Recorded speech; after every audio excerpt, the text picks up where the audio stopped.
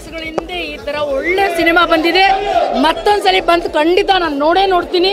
Switzerland ಅಂತೂ ನಾವು ನೋಡೋಕ್ಕಾಗುತ್ತೋ ಇಲ್ವೋ ಗೊತ್ತಿಲ್ಲ, ಬಟ್ ಸೂಪರಾಗಿ ತೋರಿಸಿದ್ದಾರೆ. ಮತ್ತು ನಾವು ನೇಕಾರ ಬಗ್ಗೆ ತುಂಬ ಚೆನ್ನಾಗಿ ಅದ್ಭುತವಾಗಿ ತೋರಿಸಿದ್ದಾರೆ. ಜೈ ಕರ್ನಾಟಕ, ಜೈ ಸಂಜು ಮತ್ತು ಗೀತಾ. ಅಂದರೆ ಎಷ್ಟೋ ವರ್ಷಗಳ ಮೇಲೆ ನಮ್ಮ ಕನ್ನಡ ಫಿಲಮ್ಮು ಮತ್ತು ಜನಗಳು ಮನ ಮುಟ್ಟುವಂತೆ ತೆಗೆದಿದ್ದಾರೆ ಡೈರೆಕ್ಟ್ರು ನಾಗಶೇಖರು. ಆದರೆ ಆರ್ಟಿಸ್ಟ್ಗಳು ಕೂಡ ಅದೇ ಥರ ತುಂಬ ಚೆನ್ನಾಗಿ ನಗುಮುಖದಿಂದ ಅವರು ಒಂದು ಇದರಿಂದ ಮನಸ್ಸು ಮುಟ್ಟಿದ್ದಾರೆ, ಪ್ರೇಕ್ಷಕರ ಮನಸ್ಸು ಗೆದ್ದಿದ್ದಾರೆ. ಮತ್ತು ಇದೇ ಥರ ಕನ್ನಡ ಸಿನಿಮಾಗಳು ಇನ್ನೂ ಹೆಚ್ಚೆಚ್ಚಾಗಿ ಬರಲಿ ಅಂತ ನಮ್ಮ ಆಶಯ. ಯಾಕೆಂದರೆ ಎಲ್ಲೂ ಒಂದು ಚೂರು ಲೋಪದೋಪ ಏನೂ ಇಲ್ಲದೆ ಪ್ರತಿಯೊಬ್ಬರು ಸೈಲೆಂಟಾಗಿ ನೋಡುವಂಥ ಪಿಕ್ಚರ್ ತೆಗೆದಿದ್ದಾರೆ.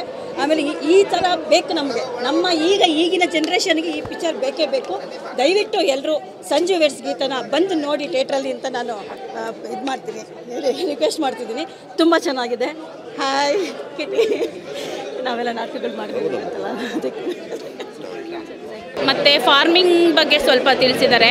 ರೇಷ್ಮೆ ಬೆಳೆಯೋದು ಕೆಲವೊಬ್ಬರು ಗೊತ್ತಿರಲ್ಲ, ಒಂದು 50% ಜನ ಗೊತ್ತಿರಲ್ಲ. ರೈತರಿಂದನೇ ಬರ್ತಾಯಿದೆ ರೇಷ್ಮೆ ಅಂತ. ಸೊ ಅದನ್ನು ಚೆನ್ನಾಗಿ ತಿಳಿಸ್ಕೊಟ್ಟಿದ್ದಾರೆ. ಜೊತೆಗೆ ಲವ್ ಒಂದೇ ಇಂಪಾರ್ಟೆಂಟ್ ಅಲ್ಲ, ಅದ್ರ ಜೊತೆಗೆ ಜೀವನನೂ ಇಂಪಾರ್ಟೆಂಟ್ ಅಂತ ತಿಳಿಸ್ಕೊಟ್ಟಿದ್ದಾರೆ. ಒಳ್ಳೆ ಮೆಸೇಜ್ ಇದೆ. ಜೊತೆಗೆ ಏನು ಹೇಳಿ, ಅದೇ ಲವ್ ಮಾಡೋದು ಒಂದೇ ಇಂಪಾರ್ಟೆಂಟ್ ಅಲ್ಲ, ಜೀವನದಲ್ಲಿ ಯಾವ ಥರ ಇರಬೇಕು ಅದನ್ನು ಇಂಪಾರ್ಟೆಂಟ್. ಇವತ್ತಿನ ದಿವಸ ಸಂಜು ವೆಡ್ಸ್ ಗೀತಾ ಪಾರ್ಟ್ 2ನ ನಾವು ನೋಡೋದಕ್ಕೆ ಬಂದ್ವಿ. ನಿಜವಾಗ್ಲೂ ಅದ್ಭುತವಾದಂಥ ಸಿನಿಮಾ ಅಂತಲೇ ಹೇಳ್ಬೋದು. ಯಾಕೆಂದರೆ ಇವತ್ತಿನ ದಿವಸ ಯುವ ಪೀಳಿಗೆ ಏನಿದೆ, ಅರೇಂಜ್ ಮ್ಯಾರೇಜ್ ಇರ್ಬೋದು, ಲವ್ ಮ್ಯಾರೇಜ್ ಇರ್ಬೋದು, ನಾವು ನೋಡ್ತಾ ಇದ್ದೀವಿ ಡಿವೋರ್ಸ್ಗಳು ಜಾಸ್ತಿ ಆಗ್ತಾ ಇದೆ. ಬಹುಶಃ ಫ್ಯಾಮಿಲಿ ಮೆಂಬರ್ಸ್ ಎಲ್ಲರೂ ಬಂದು ಈ ಸಿನಿಮಾ ನೋಡಿದಾಗ ನಿಜವಾಗ್ಲೂ ಅರ್ಥ ಆಗುತ್ತೆ. ಒಂದು ಗಂಡ ಹೆಂಡತಿ ಕಷ್ಟ ಸುಖ ದುಃಖ ಖುಷಿ ಸಂತೋಷ ಏನೇ ಇದ್ರೂ ಅದು ಜೊತೆಯಾಗಿ ತಗೊಂಡು ಹೋಗಬೇಕು, ನಿಭಾಯಿಸಬೇಕು, ಕೊನೆ ತನಕ ಇರಬೇಕು ಅನ್ನೋದನ್ನು ಇದರಲ್ಲಿ ತೋರಿಸ್ಕೊಟ್ಟಿದ್ದಾರೆ. ನಿಜವಾಗ್ಲೂ ಎಲ್ಲರೂ ಬಂದು ಈ ಸಿನಿಮಾನ ನೋಡಬೇಕು ಅಂತ ನಾನು ಕೇಳ್ಕೊಳ್ತೀನಿ.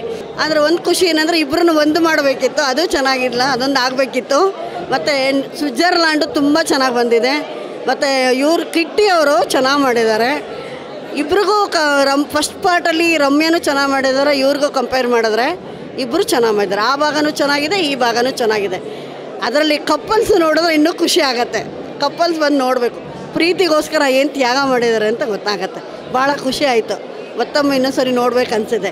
Sanju weds Geetha first part ನೋಡಿದೆ 2011 ಅಥವಾ 12 ಅನಿಸುತ್ತೆ. ಅವಾಗ ನೋಡಿದ್ದೆ ನಾನು. ಅವಾಗೆಲ್ಲ ತುಂಬ ಚಿಕ್ಕವಾಗು ಕಾಲೇಜ್ಗೆ ಸ್ಕೂಲ್ಗೆ ಹೋಗ್ತಿದ್ವಿ. ಅವಾಗ ಇದ್ದಿದ್ದ ಕ್ರೇಜ್ನ ಇವಾಗೂ 2025 ತೊಗೊಂಬಂದಿದಾಗ ಅಂತಂದರೆ ಸೆಕೆಂಡ್ ಪಾರ್ಟ್ಗೆ ತುಂಬ ಖುಷಿ ಪಡಬೇಕು. So production value Telugu picture ಹೆಂಗೆ ನಾವು ಕಂಪೇರ್ ಮಾಡ್ತೀವಿ ಅಥವಾ ಹಿಂದಿ ಪಿಕ್ಚರ್ಗೆ ಹೆಂಗೆ ಕಂಪೇರ್ ಮಾಡ್ತೀವಿ, ಈ ಕನ್ನಡ ಪಿಕ್ಚರ್ಗೂ ಆ ಲೆವೆಲ್ ಕ್ವಾಲಿಟಿ ತೊಗೊಂಬಂದಿದ್ದಾರೆ ಸಿನಿಮಾಗೆ. ಸೊ ಸ್ಕ್ರೀನ್ ಮೇಲೆ ನೋಡೋದಕ್ಕೆ ಸ್ವಿಟ್ಜರ್ಲ್ಯಾಂಡಲ್ಲಿ ಶೂಟಿಂಗ್ ಮಾಡಿದ್ದಾರೆ, ಶಿಡ್ಲಘಟ್ಟದಲ್ಲಿ ಶೂಟಿಂಗ್ ಮಾಡಿದ್ದಾರೆ. ಸೊ ಜನಕ್ಕೆ ಹೆಂಗೆ ಬೇಕು ಹಂಗೆ ಸ್ಕ್ರೀನ್ ಪ್ಲೇ ತೊಗೊಂಡೋಗಿದ್ದಾರೆ. ಎಮೋಷನ್ನ ಫಸ್ಟು ಸ್ಟಾರ್ಟಿಂಗಿಂದ ಎಂಡ್ ತನಕ ಕ್ಲೈಮ್ಯಾಕ್ಸ್ ತನಕ ತೊಗೊಂಡೋಗಿದ್ದಾರೆ. ಸೊ ಕ್ಲೈಮ್ಯಾಕ್ಸಲ್ಲಿ ಎಕ್ಸ್ಪೆಕ್ಟೇ ಮಾಡೋಕ್ಕಾಗಲ್ಲ ಅಂಥ ಕ್ಲೈಮ್ಯಾಕ್ಸ್ ಇಟ್ಟಿದ್ದಾರೆ.